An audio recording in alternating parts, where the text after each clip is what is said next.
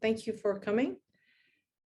First of all, this presentation has been prepared together with Carmen Toribio and great support from the proposal handling team at the JO. In particular, I would like to thank Andrea Corvillón and John Carpenter. Andrea, who is the proposal handling team lead, is also present on this call and will be available during the talk and at the end for questions if needed. This talk is divided into two parts. For the first is how to write proposals, and the second will be how to review them. We will have a break in between with a quiz. So for the first part, you will be ALMA PIs, and for the second part, you will be reviewers. All right, so let's get started with the first part, and let's talk about writing an ALMA proposal. So how do we start writing an ALMA proposal? Like everything else, you have to have a good idea. It is probably the most important critical aspect. Is this idea clear to you? What is the question you want to address? What we will learn? And most importantly, why should others care? How do you motivate others to care about your idea? You really have to be excited about this idea, because otherwise, if you're not, the reviewer will also not be excited. The second step is to research your idea. You have to look, has it been done already? It is possible that has been done already. So it's good to search the literature, look for abstracts of accepted proposals. By the way, all these abstracts are available and public on the archive, on the portal. So you should look for whatever has been done already. And also you need to look into the ALMA archive. You can query the ALMA archive, and there's sophisticated tools to do that. And your ArcNode can help you if you have questions, if you would like to research the archive a little bit more deeply. So the second step is to research your great idea. And then after you've done that, you convince yourself you can go ahead with your proposal. You have to read the documentation. It is quite critical. The ALMA documentation is updated every year. We have new capabilities coming in every year. And so it's really critical that you know what's coming and what you can propose for. The ALMA Cycle 9 Proposers Guide will be made available in the next week, as soon as the call for proposal is officially out. This is a quick preview. There's also a section about what's new in ALMA Cycle 9, so this will be relevant for you. There are new capabilities that were not available last year. So, you might actually get new ideas that were not possible before. And it's worthwhile looking at documentation very carefully. Next, you have to clarify for yourself what are the actual goals of your proposal. You have to get your reviewer excited about your idea and think about your proposal also from the perspective of the reviewer themselves. Okay, what is the goal? They have to understand why it's important. How are you going to achieve your goals, etc. A little bit more about that later. Also, you have to keep in mind that the reviewer will compare your proposals against other proposals. So you have to make it very clear to them why yours will be more important or more urgent to observe than other proposals. And in doing that, you really have to think about helping the reviewer. They will need to read 10 or more proposals. In some cases, reviewers go over many sets of proposals. So make it easy for them.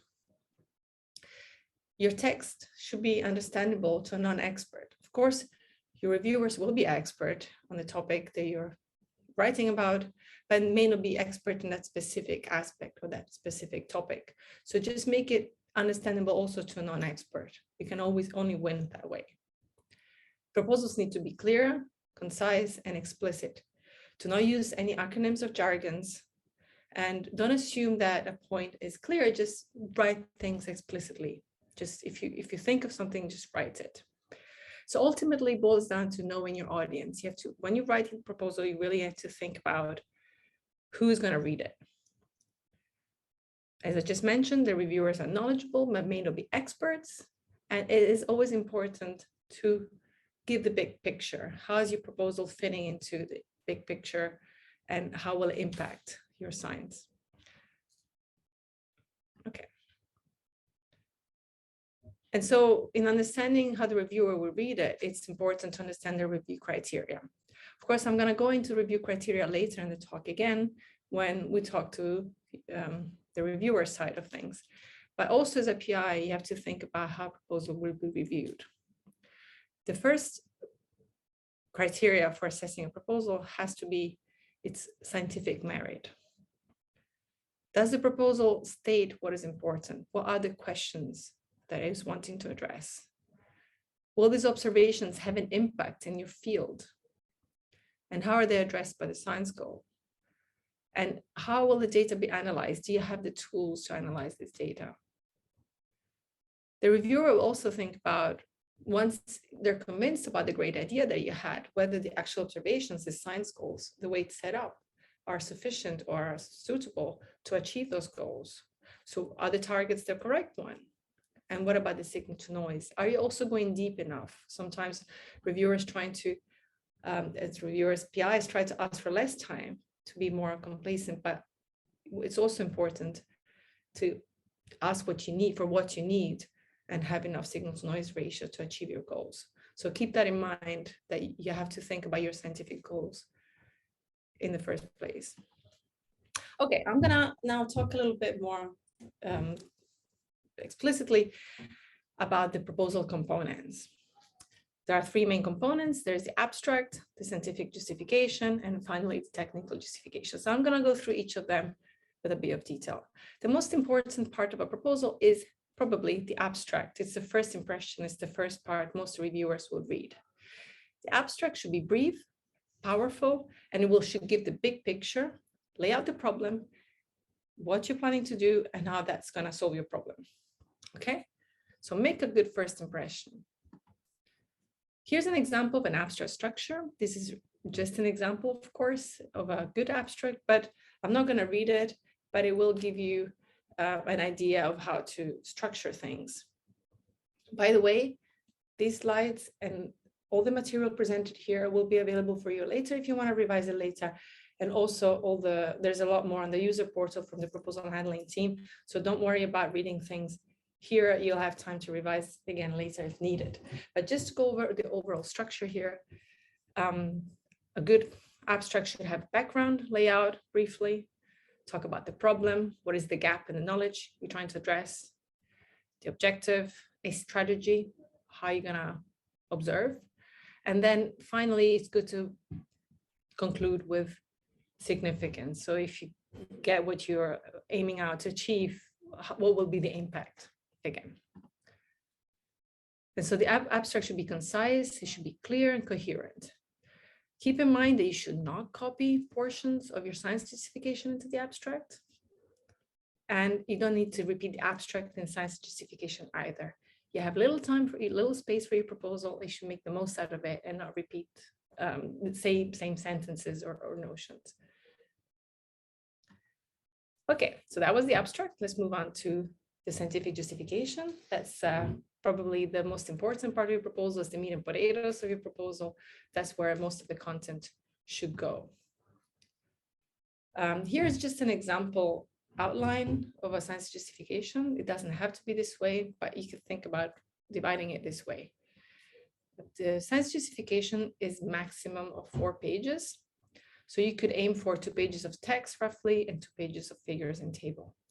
Remember to be concise.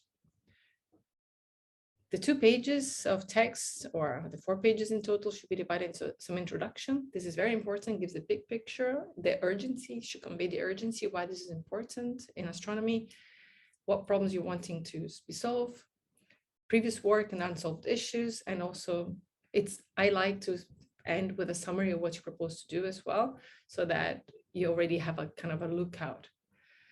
The second part will be the methodology, exactly what you're planning to observe and why, the data and the techniques. And finally, you should have a very short description of the selling point of the observations, how long you want to observe, and what setup, what correlator setup, etc. This doesn't need to be long because most of this should go into the technical justification. And in fact, I'm going to get to that in a little bit. But so it's good practice to at least mention it at the end of the science justification. All right, so this is just an example layout, but more generally, science justification should have an introduction. It gives the motivation. It actually gets the reviewer to get excited about your specific problem, gives a context, should give some objectives, clear, quantifiable objectives, and a strategy. keep in mind that if the reviewer is not excited after the first page of reading a proposal, your introduction, it is likely they will be ranked poorly. So do spend some time on the introduction and make sure that your points are conveyed clearly. The science justification should give a motivation. How will you use ALMA? What are the goals? You should describe the sources and the tools. This is sometimes not clear, that it's also a reviewer will appreciate if they see that you will be able to achieve the goals you're laying out to do. So how will you analyze the data? What models, what techniques? If you have done simulations, that is very often useful. And I come back, the ALMA, the ARC notes can help with the simulations as well. So if you have questions, do reach out. Finally, it's important to talk about the expected results and impact. So you can say, if we observe this, we will achieve that. If we observe that, we will achieve this, and give different scenarios about how different detections or non-detection will have an impact. It's very important that you justify your targets. What is the best source to achieve your goals? Maybe it's a closed source. Then you should, maybe you're looking for a best spatial resolution or the brightest, or it's a unique target. It is important that this is discussed, why this particular target or those targets have been selected. It's not a given that the reviewer will understand it. Even if your target was a famous target, say, that the community knows, it is important to justify that. For survey proposals, it's also equally important to talk about the selection criteria of your survey, of your targets. You could say we selected all the sources in Torus, or give all the exact criteria brighter than so and so many Milijanskis, or with spectral types, etc. So be very explicit about that. You have to justify sample sizes. This is something the reviewers get very hung up about for good reasons. Is it a complete sample, or tied to quantitative statistical measures, or samples that extend previous observations, etc.? Samples can be deemed as too small, too large, even for subjective reasons. So it's important to really write down and explain to reviewers why you selected the sample you selected. Okay. A note on detection experiments. It's advisable that you aim for significant, or very important, I should say, significant detections of at least 3 sigma, if not higher. So even if you're going for detection experiment, the goal should not be to keep the time, like reduce the time that you're asking for, but to really make your detection significant, to go for the best chances of achieving what your scientific goals are. So don't be conservative, but think about your scientific goals. Even if the case that a source may not be detected, it's important to explain the implications of why an upper limit would be important. So be, again, explicit about that in your proposal. All right, so let's talk about figures. Figures also very, very important. They should be simple and clear. They do convey a lot of information, better than dense text. And reviewers often, they look at figures again after they finish the whole set to be reminded of the various proposals when they write summaries. So figures should be impactful and should really tell the story that you're trying to convey, or the message. Please write captions on the figures, and do not assume the reviewer will know what is being shown. And also keep in mind the figures and captions should be easily readable. Avoid small fonts or very dense spacing that can actually downgrade your proposal somehow. If a reviewer cannot read them, it won't have a good, it won't look good. So just keep things clear and very simple, ideally, and well readable. Okay, so the science justification should also describe the observations. So please provide a brief summary of the observation setup. That's what I said at the end. It doesn't have to be lengthy. Just I'll talk about the angular resolution, whatever largest angular scale, what configuration you're asking for. For more details, I'm going to get to that next. readers should refer to the technical justification. But if it's important, do mention it in the science justification as well. Finally, the science justification should have references. Reference ideally should refer to the recent literature. It does, reviewers like that because it conveys that it's an up-to-date result and it's also an active topic in the community. Of course, if there are no recent references, it's completely fine to use older references, but if there are, make sure you update your proposal. Even if it's a resubmission, have a look and update your references. You should also keep in mind to acknowledge other authors' work. It's not possible, of course, to reference everyone, but reviewers may get annoyed if you only refer your own work, for example. Keep in mind the reviewers may not consult the references, and typically they will not. So if there's a piece of information that's critical for your proposal and a reference, you should put it in your own science justification. Okay, so I've gone over the abstract, the science justification, and I'd like to talk about the technical justification now. Technical justification is actually important and should be read by all reviewers. The OT, when you validate, will perform a form of technical validation and will let you know if your proposal is feasible or not. So that's actually a technical sort of review, so to speak. That means that your proposal is technically doable in terms of sensitivity and resolution. However, it is still the job of the PI, of the proposer's team, to convince the reviewer that a technical setup will actually achieve the science goals of the proposal. So the OT will tell you that you can achieve with a given time a certain sensitivity, but it's a scientific matter whether that sensitivity that you claim is enough to achieve your science goals. And that's something that the PI needs to justify to the reviewer. You should discuss sensitivity, angular resolution, scales that you're probing, and correlate to setup, whether you're looking for what lines, what spatial, bandwidth, what spectral resolution, etc. So in a bit more detail, the sensitivity, you should explain how you derive the necessary sensitivity. You should talk about mosaics, if applicable, and other strategies for surveys. And it is absolutely okay to include references in the technical justification. You should also justify your angular resolution request and largest angular structures, explain why you chose the requested angular resolution and the angular scale. It should be quantitative. And again, it's okay to include references. Finally, you should explain why you chose whatever band you're choosing, what lines, why if we're going for certain lines, etc. If you're observing free lines, you should mention that and say how it will improve maybe archival value, etc. As mentioned before, you can repeat critical information from the technical justification and scientific justification.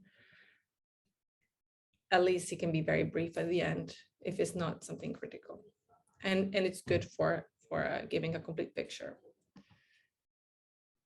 So some things to consider, some tips to PIs when writing a technical justification.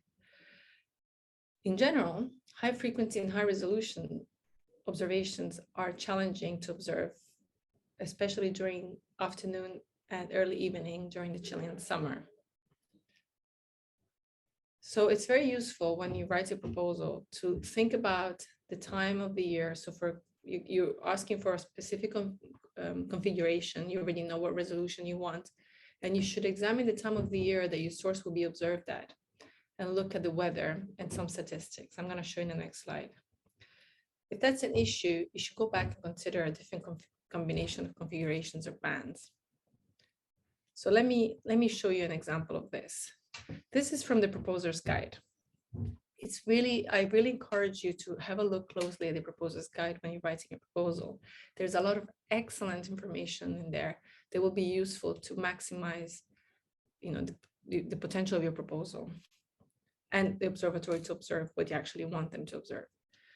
So here for the proposals guide, there's, for example, figure 2 and 3. You can see this is statistics of the PWV, the precipitable water vapor, over the many months at ALMA, the ALMA site. So you will see, for example, this is the summer, August, September, you will see that PWV is very high. So if you want to observe high frequencies, it's maybe better to choose a source that's not falling into the afternoons in the summer. And how do you know that? Well, you would know it here. This is table 4.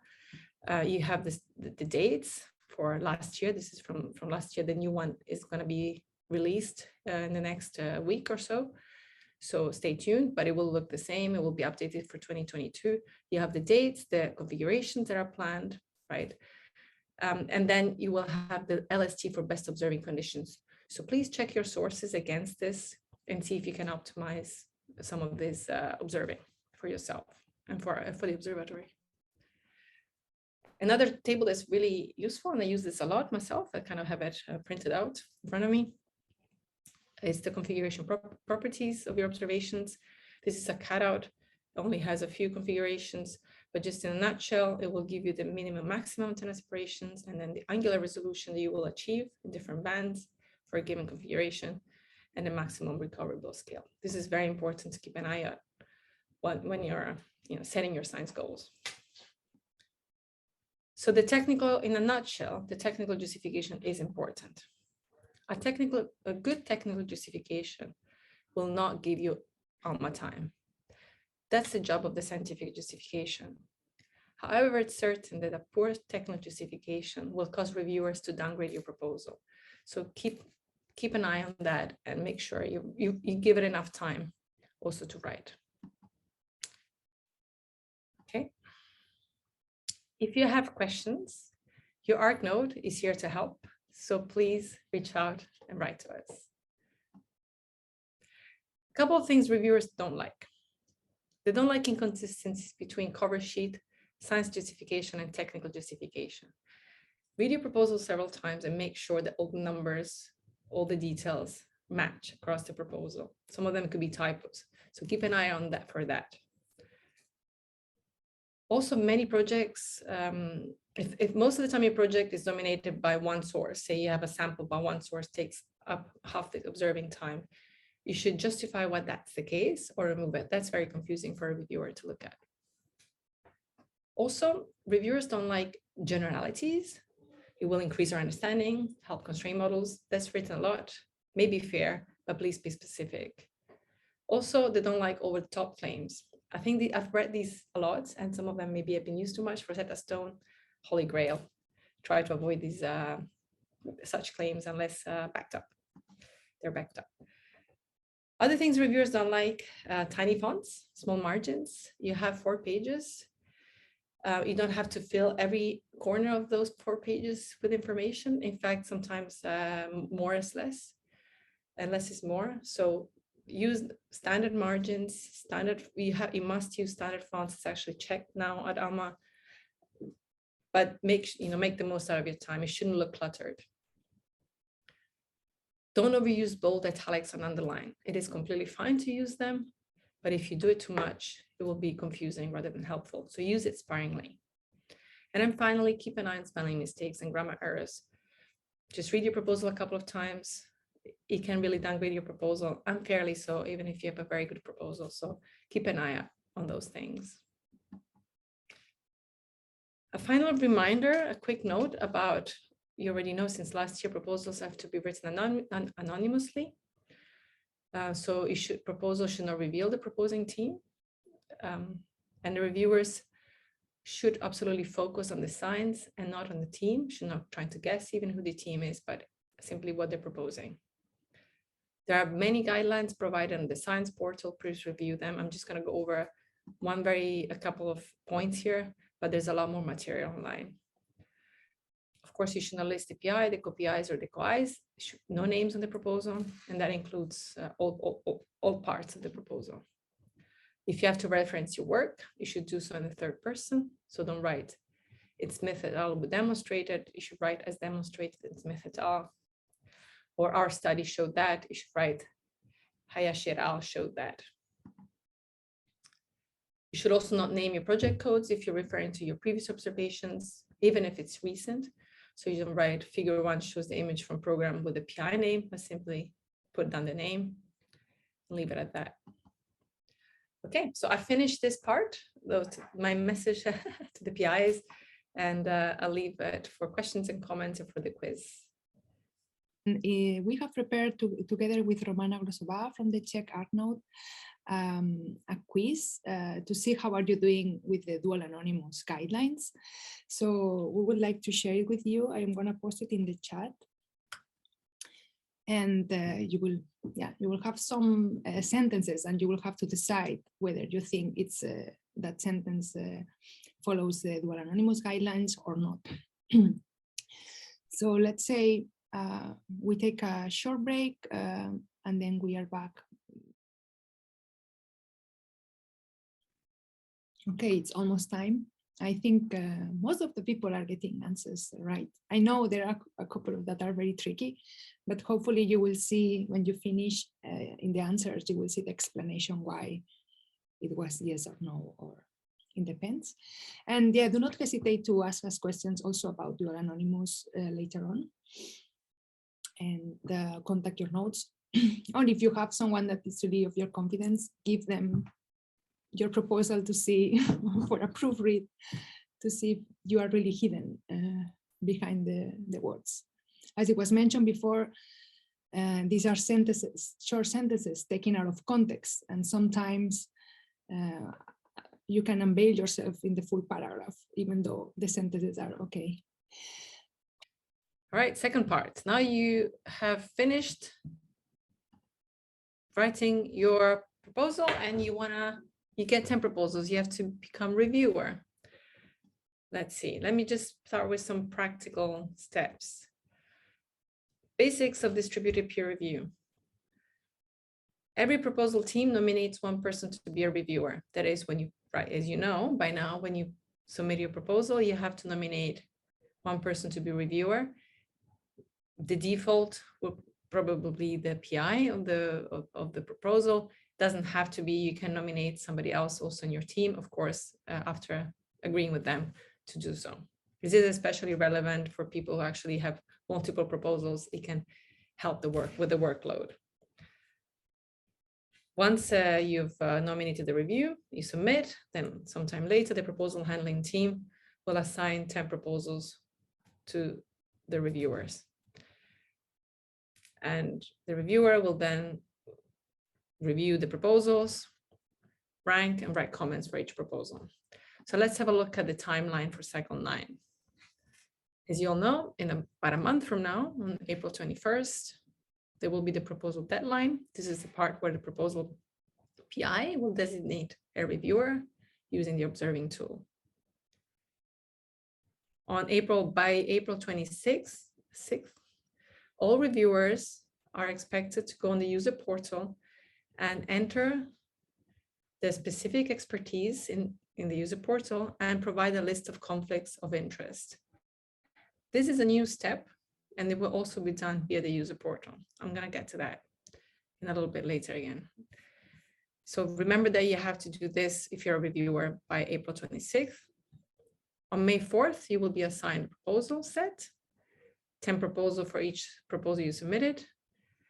And you have time until May 11th to declare any further conflict. So you look at your 10 proposals, you can go, okay, some of them I may be conflicted for. You flag them to the PhD proposal handling team, and they will assign new proposals to you that you won't be conflicted on, hopefully. You're expected to complete reviews by June 1st, and this is mandatory, and this is a hard deadline. It cannot be delayed. If you fail to do so, you will actually be, your proposal will be canceled, the proposal you submitted. This is what we call stage 1. This is a review of your set. There will be a stage 2 from June 2nd to June 16. You have the opportunity to read the reviews and the ranks of other reviewers anonymously. You don't know who they are, but you can read the content of what they wrote and what they thought. And you may modify your ranks and even your own comments. The second step is optional, but I do recommend that people do that because it will give you the opportunity to read other people's thoughts and ideas, and it may be instructive to see maybe you missed some part, or maybe there's some extra information provided that will help you look at the proposal set in a different light. And it's absolutely fine to change your ranks following this new knowledge, or to adapt some of your comments. So I encourage people to do that, but as I said, it's optional. And if you choose not to do it, then your original ranks and reviews will be formalized. So just a few more words on stage 1. Stage 1 is from May 4th to June 1st. So please remember to declare any new conflicts on the actual set you receive by May 11th. And don't forget that by June 1st, you have to send your reviews. You're expected to rank your proposals from 1 to 10, when 1 is your favorite one and 10 is your least favorite one, merely based on scientific merit. I'm gonna get back to that in a little bit. And you need to summarize strengths and weaknesses of the proposals. Remember that whatever you write will be sent to the PIs nobody's gonna check your reviews. So be mindful of how you write them and what you write. And if you don't submit your reviews by the deadline, your proposal will be canceled. Keep in mind that once you set who the reviewer is in the OT by the proposal deadline, it is no longer possible to change the reviewer after the fact. So please be sure that you or your co-I wants to be reviewer. This can only be changed in really exceptional circumstances. So make sure you select the right person from the start. Again, a couple of words on stage 2. This is when you see the reviews from the ranks from the other reviews in the comments. You may have overlooked some critical strengths and weaknesses. It is completely okay to update your ranks and comments. And if you don't complete it, then the final stage 1 ranks will be considered final. All right, so just a couple of words about how proposals actually assigned by the proposal handling team to their reviewers.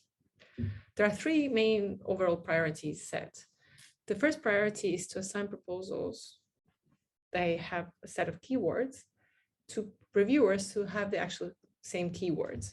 So the first match is as strong as possible in terms of expertise. Should you have, however, very strong conflicts with people with the same keywords, then we'll get to priority 2. You will be assigned proposals that are in the same scientific category, even though the keywords are not the same. The third priority is if, again, there's too many conflicts and all of them, you can't be assigned someone with the same proposal with the same category, is to assign proposals in other scientific categories they also may have selected in your expertise, or there are, if you only selected one category, in another category that's similar, say cosmology and galaxies, for example, before you get to something that is more dissimilar. And so how do you set your reviewer expertise? There's this type here, and keywords. The way to do is to go to the ALMA Science portal. This is the link to the Science portal. You go down up here to the top right corner, you have to log in. You can go into profile and you can set your expertise. So you get to a page like this. There's all your information here. There's an expertise tab. And these are the categories that I just referred to.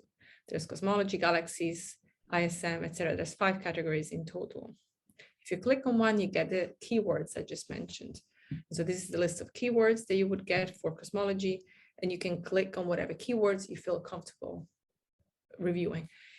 Please keep in mind that these keywords that you're selecting here are not keywords of topics that you're knowledgeable about or that you know a lot about, but really there should be keywords for topics and categories that you feel comfortable reviewing proposals for. So you may, in fact, go for more than one category. In fact, there's significant overlap even between cosmology and galaxies, or galaxies in chemistry. So have a look at the full list and keep in mind that you will may be assigned as reviewer on those keywords that you click. All right, let me tell you a couple of words also about conflicts of interest. In general, as a general rule, what it constitutes a conflict is when your personal work would benefit if the proposal that you're reviewing is either accepted or rejected. So this is a general definition of a conflict of interest. Conflicted are close collaborators who are defined as substantial collaboration on the last 3 or more papers in the past 3 years, or collaborators with whom you're doing active work and substantial work. So not every person you work with will constitute a conflict of interest. Not even your ex-student, or we don't consider your ex-student or ex-supervisor if it has been more than 3 years since you finished your PhD, for example. So a conflict of interest will be constituted by someone you're actually currently actively working on, or at least for the last 3 years. Also close personal ties, of course, a conflict of interest, family members or partners, and any other reason which you believe that may be a conflict of interest, you should list. Remember that this year, for the first time, conflict of interest will be defined by you, or people you're conflicted with, or groups of people you're conflicted with via the user portal where you entered your expertise. If you do not provide a conflict, the list of conflicts, the PhD will determine the conflicts based on the proposal you submitted in the past 3 years in your history. Okay, now let's get to reviewing proposals. And I'm going to go through these 3 basic topics. I will first go over the review criteria. I'll give you some tips on reviewing proposals and tips on writing comments to PIs. First of all, what is the goal of this process? The overall goal is to establish the ranked list of proposals that are assigned to you, the 10 proposals, where 1 is your top rated proposal, the one you like the most, and 10 is the lowest ranked proposal. Please keep in mind that if a proposal gets ranked number 10, it doesn't mean that it's not compelling or well written or well justified. The ranks are relative to each other, and it really should reflect what you perceive as scientifically most compelling, at least compelling, not compelling at all. All right, what are the reviewing criteria? The first is scientific merit. The focus for the reviewer should be on the best possible science available. Does the proposal clearly indicate to you what is important, what outstanding questions will be addressed, how these observations will impact the field? Will it impact the field? And does it describe how the data will be analyzed? What are the tools what tools does the group have in hand? Also, you should review how the particular observations will address the scientific goals, that will impact actually the result. Are the targets, say you're on board with the scientific question, but is the choice of target the best one? Is it clearly described and justified? Are the requested signals to noise ratio, resolution, configuration, angular scales appropriate? And do the proposal justify new observations to achieve those goals? This is the list of criteria you should keep in mind when you're reading these proposals. I'd like to just say a couple of words about high risk, high reward proposals. In other words, proposals where detection may not be certain. ALMA invites forefront proposals that have potential for high risk, but no guarantee of a detection or success. It is good to keep in mind that for many of these projects, ALMA may be the only option, and no other sublimits observatory can match ALMA sensitivity. So reviewers can take risk if they think the scientific payoff is high. There's some things you can keep in mind, of course. We need to think about this uncertainty. Sometimes it's necessary, but also to keep, have a look whether it's well justified and the upper limits that they mention are justified. If a proposal is uncertain by itself, should not constitute a good reason to turn it down. Okay, so now you've received your proposal set, you put all your constraints, your expertise, your conflicts are done, you've read the proposals, you've ranked them, and now finally you're writing your reviews. First of all, please set enough time aside for this task. We estimate for 10 proposals, a full day or maybe a day and a half should be sufficient for writing the reviews. Just make sure whatever time you need, you have enough for it. Stress and deadlines can lead to quick deliberations and may lead to fall to unconscious biases and not rational decisions. Okay, and here's some more practical considerations on how to write. You should summarize both strengths and weaknesses of all the proposals you reviewed. Make sure they do not contradict each other, of course, and avoid giving the impression when you write that a small minor weakness or a small detail in your proposal is the reason for the poor ranking. If you can't think of a weakness, do not invent weakness. It's also okay to say, this proposal is not significant weakness, but other proposals are more compelling in the same scientific sense and the scientific goals. Also, please do not write a summary of the whole proposal. It's fine to have a summary, but it should be concise and brief, just a couple of sentences. And you should restrict your feedback always to the scientific aspect of the proposal, to not include comments on the technical feasibility. Also, only please comment on things that are explicit contents of the proposal, not assumptions about the proposal or the proposing team.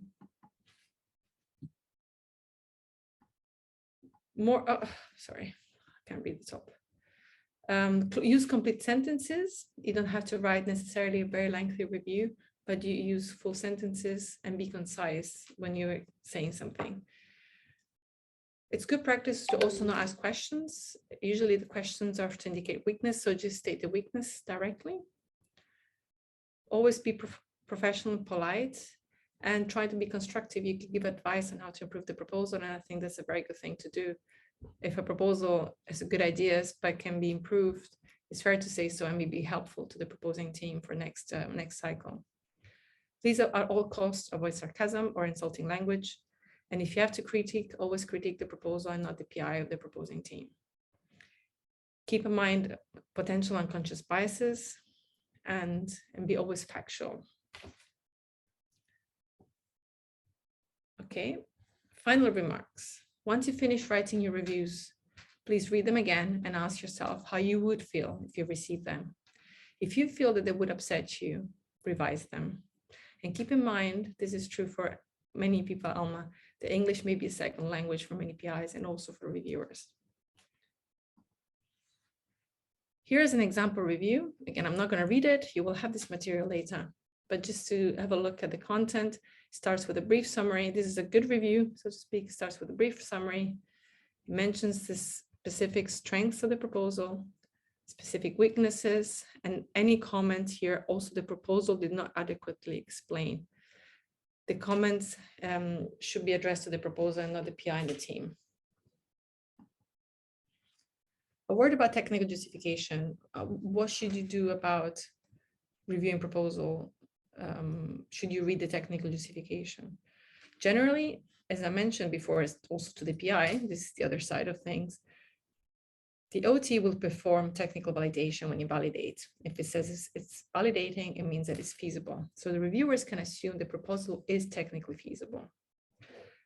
But it's up to the reviewers to figure out whether the sensitivities, the goals, resolutions, the lines, the correlator setup are adequate to achieve the science goals.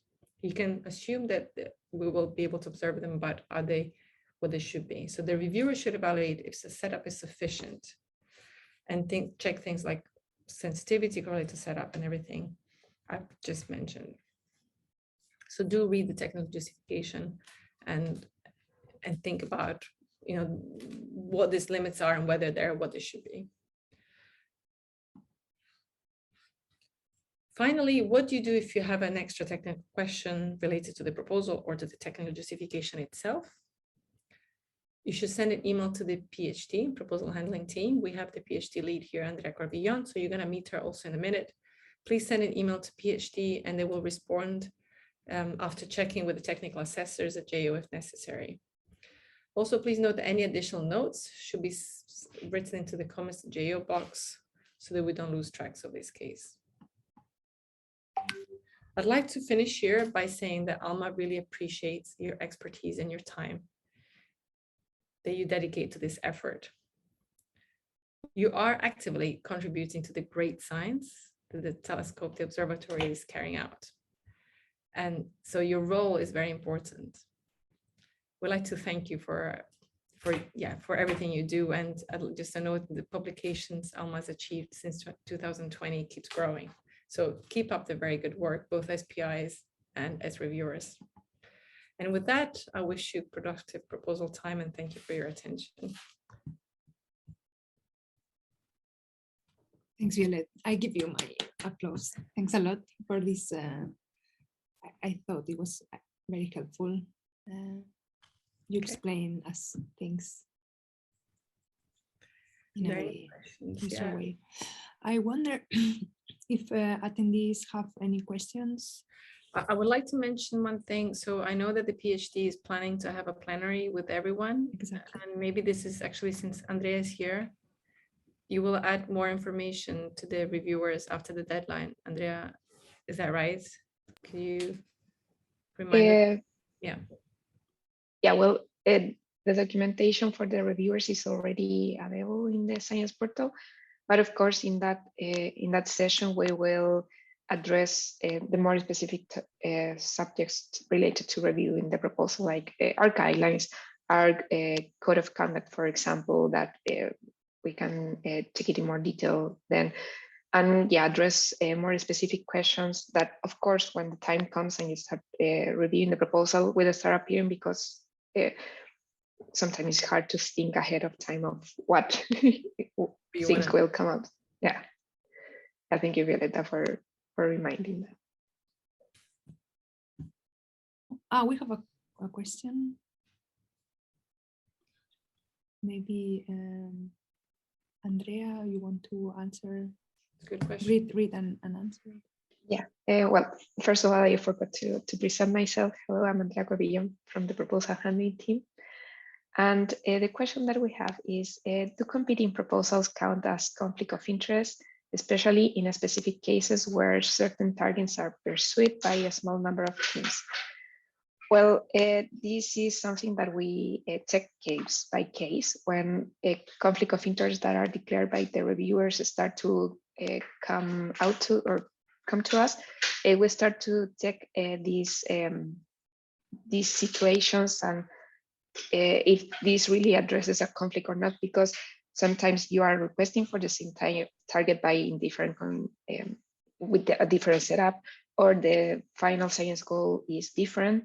So it may not constitute a conflict of interest per se, but it might be. So we try to check that in detail, and we, as PhD, we finally decide if it constitutes a conflict or not, because it also can happen that it is not a proper conflict and you are a really expert on that subject and on that target, for example, and we really need your expertise to review that proposal. So it depends. We check, basically. Yeah.